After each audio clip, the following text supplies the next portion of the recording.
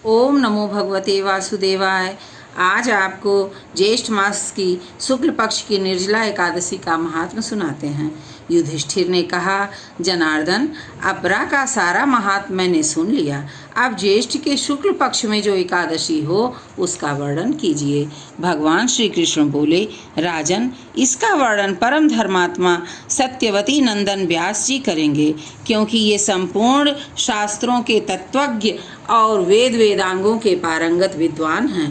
तब वेद व्यास जी कहने लगे, दोनों ही पक्षों की एकादशियों को भोजन न करें। द्वादशी को स्नान आदि से पवित्र हो, फूलों से भगवान केशव की पूजा करके नित्य कर्म समाप्त होने के पश्चात ब्राह्मणों को भोजन आदि देकर अंत में स्वयं भोजन करें।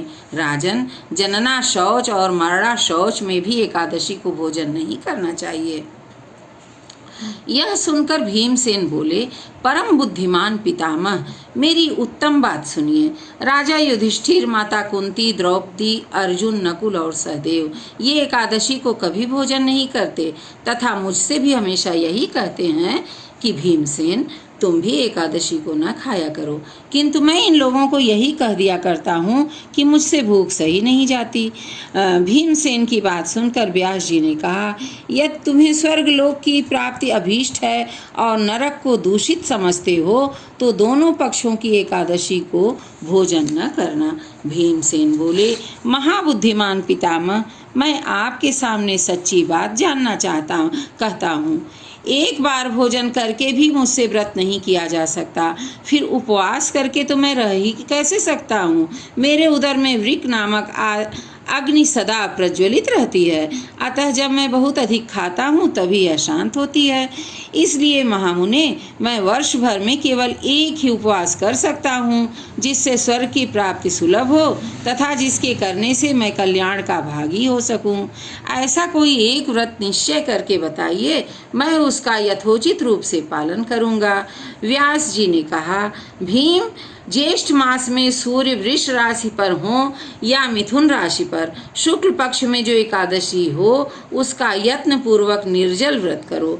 केवल कुल्ला या आचमन करने के लिए मुख में जल डाल सकते हो, उसको छोड़कर और किसी प्रकार का जल विद्वान पुरुष मुख में न डालें, अन्यथा व्रत भंग हो जाता है। एकादशी को सूर्योदय से लेकर दूसरे दिन के सूर्योदय तक मनुष्य जल का त्याग करे तो यह व्रत पूर्ण होता है। तदनंतर द्वादशी को निर्मल एकादशी व्रत करने वाले पुरुष के पास विशाल काय, विकराल आकृति और काले रंग वाले दंड पाशधारी भयंकर यमदूत नहीं आते। अंत काल में पीताम्बरधारी सौम्य स्वभाव वाले, हाथ में सुदर्शन धारण करने वाले और मन के समान वेगशाली विष्णुदूत आकर इस वैष्णव पुरुष को भगवान विष्णु के धाम में ले जाते हैं। अतः निर्जला एकादशी को पूर्ण यत्न करके उपवास करना चाहिए।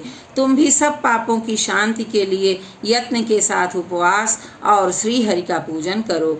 स्त्री हो या पुरुष, यदि उसने मेरु पर्वत के बराबर भी महान पाप किया हो तो वह सब एकादशी के प्रभाव से भस्म हो जाता है।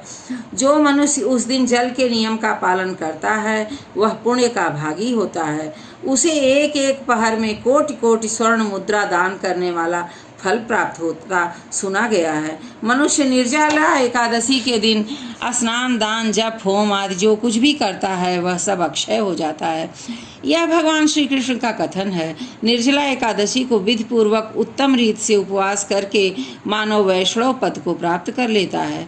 जो मनुष्य एकादशी के दिन अन्न खाता है वह पाप भोजन करता है।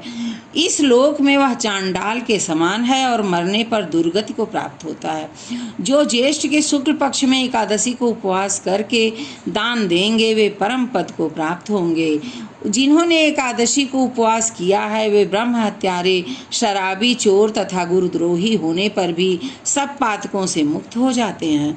कुंती नंदन, निर्जला एकादशी के दिन श्रद्धालु स्त्री पुरुषों के लिए जो विशेष दान और कर्तव्य विहित है उसे सुनो। उस दिन जल में शयन करने वाले भगवान विष्णु का पूजन और जलमयी धेनु का दान करना चाहिए अथवा प्रत्यक्ष धेनु या घृतमयी धेनु का दान उचित है। पर्याप्त दक्षिणा और भांति भांति के मिष्ठानों द्वारा यत्नपूर्वक ब्राह्मणों को संतुष्ट करना चाहिए। ऐसा करने से ब्राह्मण अवश्य संतुष्ट हो जाते हैं और उनके संतुष्ट होने पर श्री हरि मोक्ष प्रदान करते हैं। जिन्होंने श्रम दम और दान में प्रवृत्त हो श्री हरि की पूजा और रात्रि में जागरण करते हुए इस निर्जला एकादशी का व्रत किया है, उन्होंने अपने साथ ही बीती हुई 100 पीढ़ियों को और आने वाली 100 पीढ़ियों को भगवान वासुदेव के परम धाम में पहुंचा दिया है। निर्जला एकादशी के दिन अन्न, वस्त्र, गौ, जल, शय्या, सुंदर आसन, कमंडल तथा छाता दान करने चाहिए। जो श्रेष्ठ एवं सुपात्र ब्राह्मण को जूता दान करता है वह सोने के विमान पर बैठकर स्वर्गलोक में प्रतिष्ठित होता है। जो इस एकादशी को